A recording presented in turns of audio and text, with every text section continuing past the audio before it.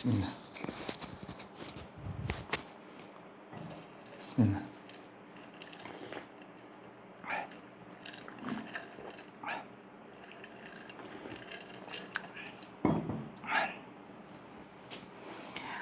Bismillah. Assalamualaikum warahmatullahi wabarakatuh. Innal hamdalillah nahmaduhu wa nasta'inuhu wa nastaghfiruh. Wa na'udzu billahi min syururi anfusina wa min sayyiati a'malina. Man yahdihillahu fala mudilla lahu wa man yudlil fala hadiyalah. Asyhadu an la ilaha illallah wahdahu la syarika lah. Wa asyhadu anna Muhammadan 'abduhu wa rasuluh. Sallallahu alaihi wa ala alihi wa ashabihi wa man tabi'ahum bi ihsanin illa yaumiddin. Wa salaman tasliman katsira amma ba'du. Pemirsa Akhir TV dimanapun berada, semoga Allah Azza wa Jalla selalu memberikan kesehatan, kebahagiaan, kemudahan, serta keselamatannya untuk kehidupan kita beserta keluarga kita. Dan semoga Allah Azza wa Jalla juga memberikan ilmu yang berkah untuk diri kita. Dan semoga Allah Azza wa Jalla selalu menerima setiap amal ibadah yang telah kita lakukan. Semoga Allah Azza wa Jalla juga mengampuni segala dosa dan kesalahan yang telah kita lakukan. Amin. Kembali melanjutkan kajian bedah buku agar ilmu menjadi berkah. Di pertemuan saat ini kita akan melanjutkan pembahasan sebelumnya, masih membahas di bab kedua tentang beradab sebelum berilmu. Dan di sini insya Allah sebentar lagi kita menuntaskan bab kedua ini dan nanti masuk ke bab terakhir yaitu bab ketiga yang melengkapi pembahasan buku ini dan melengkapi pemahaman kita terhadap buku ini. Baik, masih membahas tentang adab terhadap guru. Di antaranya bagian yang B, poin B ya. Dari bagian tentang keutamaan mempelajari adab dan adab kepada guru, yakni memanggilnya dengan sebutan yang baik.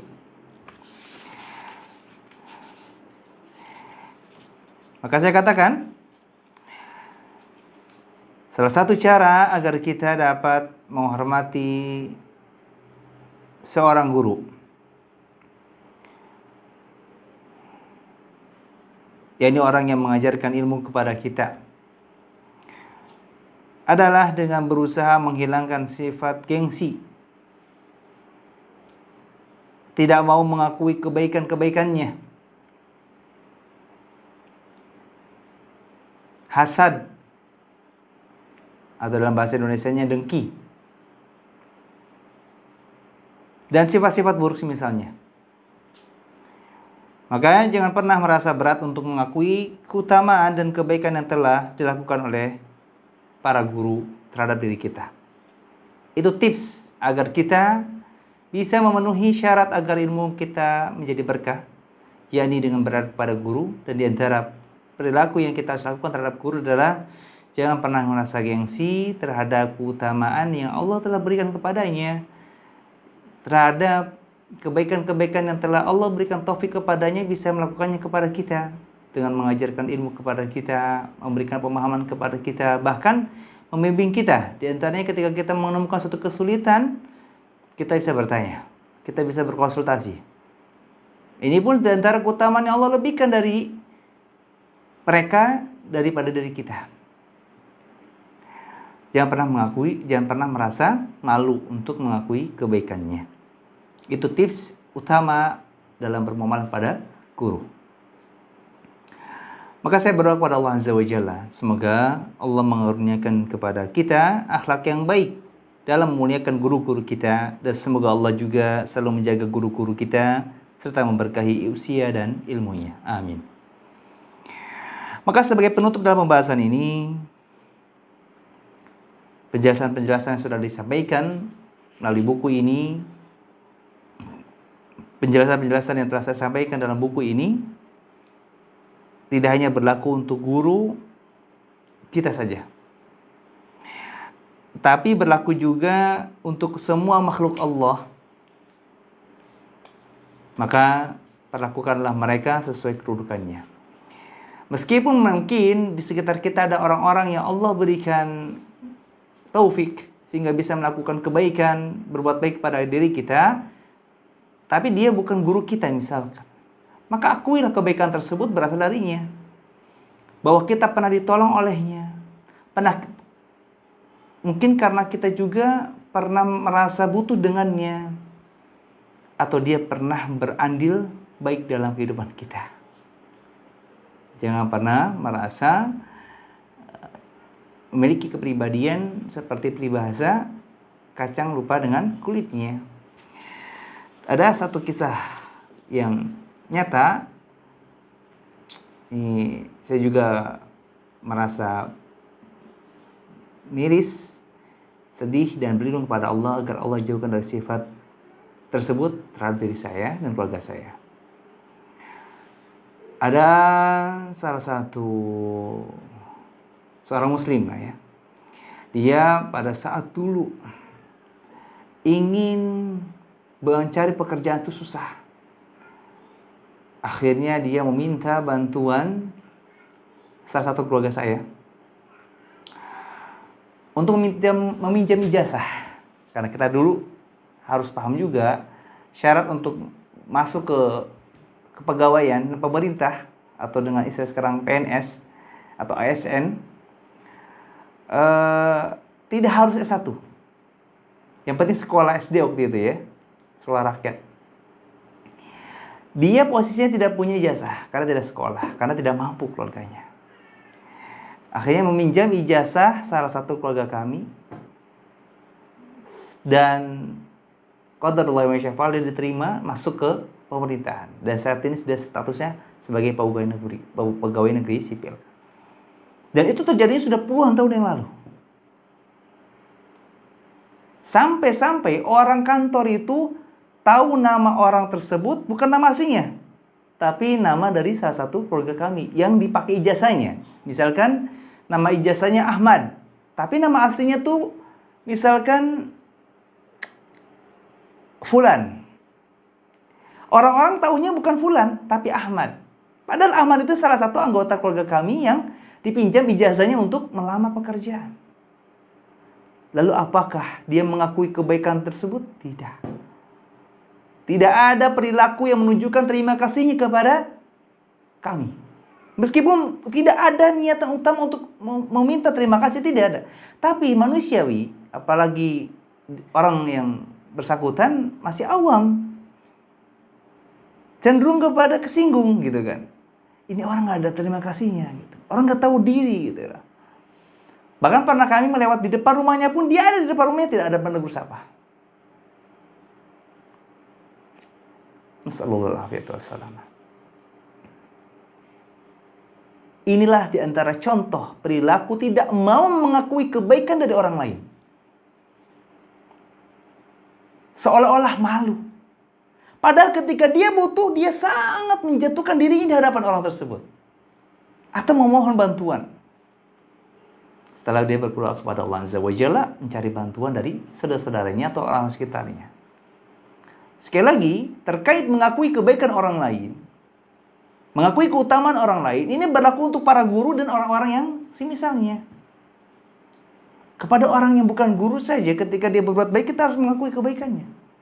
Kata Nabi SAW, "Man lam yashkurillah, lam yashkurin nas." Kamu kalau SAW.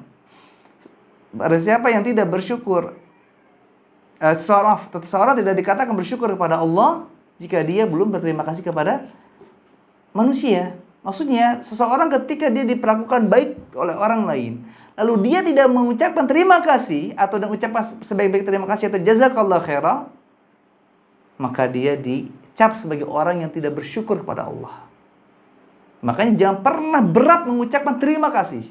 Kalau bisa jazakallah khairah, doakan barakallahu lak fi alik wa malik. Ada doa-doa yang semisalnya. Ketika kita berterima kasih kepada orang yang telah berbuat baik kepada kita, feedbacknya kita dicap sebagai orang bersyukur kepada Allah. Dan tentu perlakuan tersebut sesuai porsi. Kita bedakan orang, mungkin semua kita ucapkan terima kasih. Tapi itu kita juga harus perlakukan dengan perlakuan yang berbeda antara orang yang telah berbuat baik kepada kita dengan porsi yang besar, dengan porsi yang sedang, dengan porsi yang kecil. Bukan berarti kita membedakan, tapi ini untuk memperlakukan. Kita semua membalas kebaikan mereka. Kata Nabi SAW, "Man sana'a ilaikum ma'rufan fakafi'uh." Pada siapa yang telah berbuat baik kepadamu, maka balaslah kebaikan tersebut. Wa illam tajidu fad'u lahu. Kalau kau tidak menemukan sesuatu untuk membalas kebaikan mereka, maka mendoakanlah kebaikan untuknya. Ini suatu perintah dari Nabi SAW untuk terus berbuat baik kepada orang lain dan bahkan membalas kebaikan orang lain. Kenapa kita harus bedakan perlakuan orang-orang terhadap kita? Sebagaimana Nabi SAW bersabda, "Anzilun nasa manazilahum." Tepatkan, perlakukan manusia sesuai posisi mereka, sesuai kedudukan mereka. Hadis ini dinyatakan sahih oleh Muhammad Jarullah As-Sadi dalam kitab An-Nawafihu Al-Atiratu nomor 59.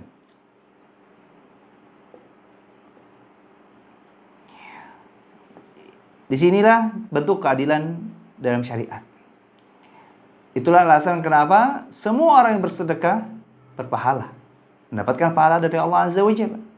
Tapi apakah sama antara orang yang sama-sama ikhlas, dia menyedekahkan rumah dengan menyedekahkan mobil? Jawabnya berbeda. Orang yang menyedekahkan hartanya senilai 100.000 rupiah dengan 10 juta, apakah sama? Jawabnya tidak akan sama. Ya, sesuai kedudukannya, sesuai porsinya. Kita aja kan kalau kerja di suatu instansi, sama-sama kerja di suatu instansi, beda bagian, beda hak kewajibannya kan? Nah, itu sama. Karena mereka juga punya hak yang sama untuk dihargai dan dihormati sebagaimana diri kita. Mereka juga punya porsi untuk kita hormati, kita segani, kita sanjungi, tentu dengan batasan-batasan yang telah dilakukan oleh syariat. Di antaranya tidak boleh ghulu, tidak boleh berlebihan. Cukup terima kasih. Bahkan tidak perlu juga kita mengungkit-ungkit kebaikannya di depannya, apalagi memuji seperti orang menjilat, itu nggak boleh. Ya, ini di antara pujian yang tidak boleh dilakukan oleh seorang muslim adalah memuji di hadapan orang lain, nggak boleh. Misalkan kita memuji si fulan, tepat di depan si fulan, tidak boleh. Sebaiknya kalau memuji dia di belakangnya. Ketika kita dilarang oleh syariat menggibah, menggunjing, jelek-jelekan di belakang saudara kita, maka sebaliknya kita juga dibolehkan untuk menceritakan kebaikan-kebaikannya di belakangnya. Kecuali dengan catatan orang tersebut tidak mau diceritakan kebaikannya. Mungkin dia pernah bilang ke kita, saya nggak suka kalau diketahui kebaikan-kebaikannya oleh orang lain misalkan. Maka kita pun tidak boleh menceritakan kebaikannya, karena ketika menceritakan kebaikannya, ketika dia tidak ridho, tidak setuju, maka ini masuk kepada ghibah juga. Nggak boleh. Jadi ghibah itu bukan hanya menceritakan keburukan, tapi menceritakan semua hal yang tidak disukai oleh saudara kita, termasuk kebaikannya. Ini pun tidak boleh kita lakukan. Tapi secara umum boleh kita ceritakan kebaikan-kebaikan mereka, apalagi untuk tujuan memotivasi orang lain. Syekh Muhammad bin Nasiruddin Al-Albani rahimahullah berkata, saya dahulunya mengira bahwa masalah utama dunia Islam saat ini hanya semata-mata jauhnya mereka dari pemahaman tauhid yang benar terhadap hakikat la ilaha illallah. Namun setelah beberapa waktu tampaklah pada diriku bahwa ada masalah lain yang tidak kalah penting sebagai tambahan atas masalah pokok yang pertama tersebut, yakni masalah akhlak. Maka berdasarkan bahwa penjelasan ilmu yang sudah dituliskan dalam buku ini, itu mungkin sebagian ya, sedikit dari penjelasan yang saya sebagai penulis ketahui. Dan tentu masih banyak lagi penjelasan-penjelasan dari para ulama, orang-orang yang lebih faqih dalam masalah ini yang saya tidak ketahui sehingga saya tidak cantumkan dalam buku ini. Terkait masalah adab dan akhlak yang tentu lebih luas dan lebih rinci. Jadi dalam membahas suatu ilmu, menerapkan suatu ilmu jangan terlalu kaku ya. Bisa jadi perbuatan orang lain yang kita anggap kita nggak tahu, bisa jadi bukan karena salah, tapi karena keterbatasan kita yang tidak mengetahuinya. Maka sebaiknya ketika kita mengetahui tentang adab, misalkan contoh perlakuan seseorang muslim kepada saudaranya yang kita anggap kok aneh nih gitu kan. Sebelum kita menghakimi dia salah, pastikan dulu kamu bersikap seperti itu apa landasannya. Apakah memang benar sesuai syariat ataukah tidak? Kalau sesuai syariat, ini sebagai faedah ilmu untuk kita. Tapi kalau tidak sesuai syariat, kita nasihatkan sependek yang saya ketahui, ini tidak sesuai. Yang sesuai seperti ini, gitu kan. Ini satu hal yang harus kita perlakukan juga kepada orang-orang sekitar kita yang mungkin kita ketahui perlakuannya keliru dan tidak sesuai yang kita ketahui. Tapi bukan berarti yang sudah kita ketahui sebagai standarisasi kebenaran. Bisa jadi pengetahuan yang kita dapatkan dari buku yang telah kita pelajari, ada pembahasan-pembahasan yang tidak disantumkan karena keterbatasan penulis, baik itu buku yang berbahasa Arab ataupun buku yang berbahasa Indonesia.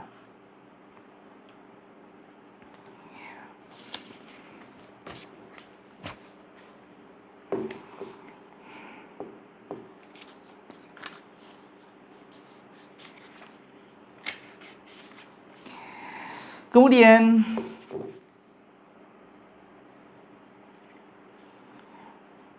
bagian yang ketiga, lanjutan dari adab terhadap guru, yakni adab ketika di majelis ilmu. Kita masuk pembahasan baru, tapi masih tetap di bab kedua ya.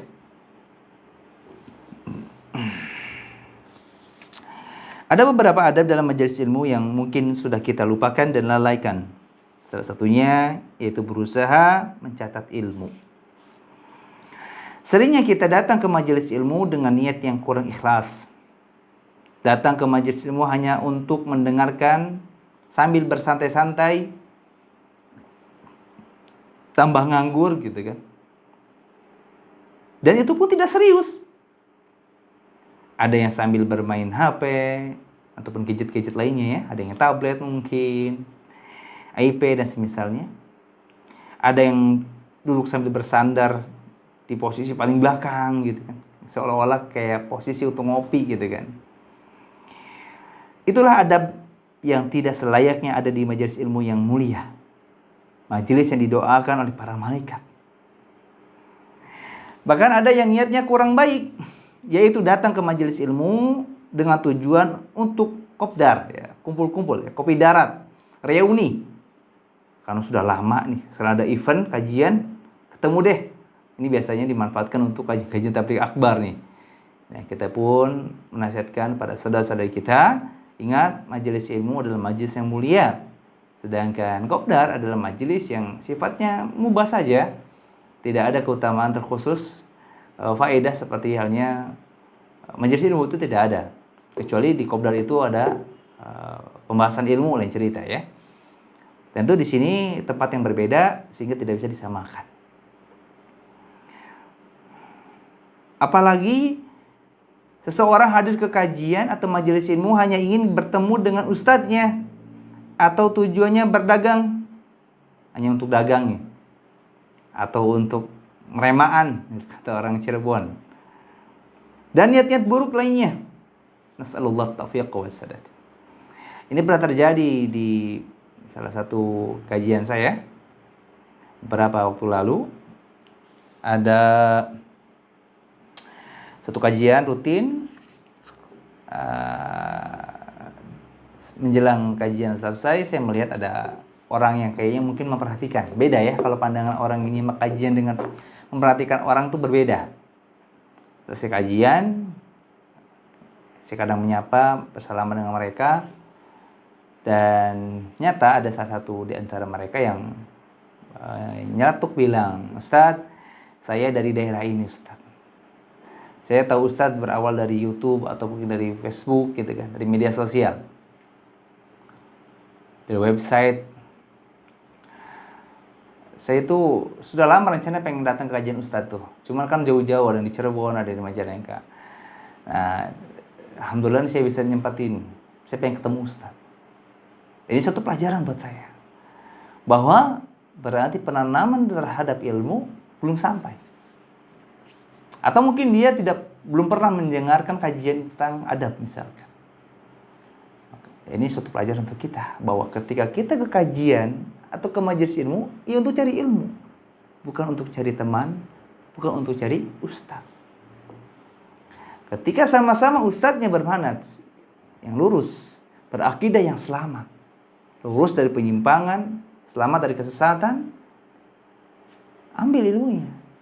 Meskipun mungkin rupanya tidak indah, mungkin retorikanya tidak bagus. Jangan menjadi penuntut ilmu yang suka menyicipi ustaz. Saya udah pernah hadir ke kajian ustaz itu tuh. Bagus sih kayak pembahasannya. Oh, ustaz ini kurang. Retorikanya terlalu cepat. Ustaz ini pembahasannya terlalu muter-muter. Ya. Padahal dianya ngantuk. Akhirnya nggak paham. Seorang penuntut ilmu tidak layak menjadi juri. Maka sangat bodoh jika ada penuntut ilmu yang berani menilai retorika, rupa, cara penyampaian. Adakah orang yang nggak bisa masak berani mengomentari masakan chef ternama? Atau orang yang ahli masak? Tidak ada. Kalaupun ada, komentarnya akan ditertawai, tidak akan ditanggapi. Sosok yang berani mengkritik berarti kedudukannya lebih tinggi. Apakah layak seorang murid mengkritik guru? Ibu guru, kenapa ibu guru tulisnya jelek? Gak layak. Tapi seorang guru boleh, dia berani mengkritik tulisan muridnya. Layak. Kedudukannya lebih tinggi. Kita aja sebagai bawahan di suatu instansi ketika bekerja nggak berani mengkritik atasan, gitu. Tapi atasan berani mengkritik kita karena kedudukannya berbeda. Inilah dikatakan Nabi SAW tadi, anzilu nasa manazilahum.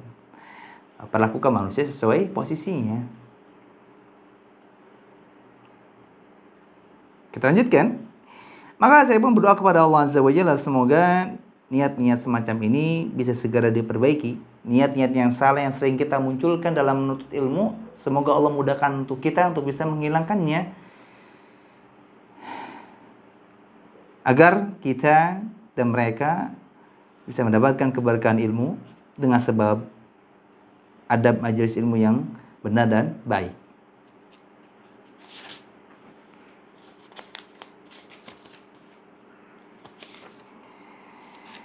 Insyaallah pembahasan selanjutnya di poin ketiga ini masuk kepada pembahasan anjuran mencatat ilmu. Kita akan bahas perintah dan keutamaan terkait mencatat ilmu. Di penjelasan selanjutnya insyaallah, semoga Allah Azza wa Jalla memudahkan untuk kita bisa istiqomah dalam menuntut ilmu, memahaminya, mengamalkannya dan mendakwahkannya. Dan semoga Allah Azza wa Jalla menjauhkan diri kita dari ilmu yang tidak berkah. Subhanakallahumma bihamdika asyhadu an la ilaha illa anta astaghfiruka wa atubu ilaik. Assalamualaikum warahmatullahi wabarakatuh. Bismillah.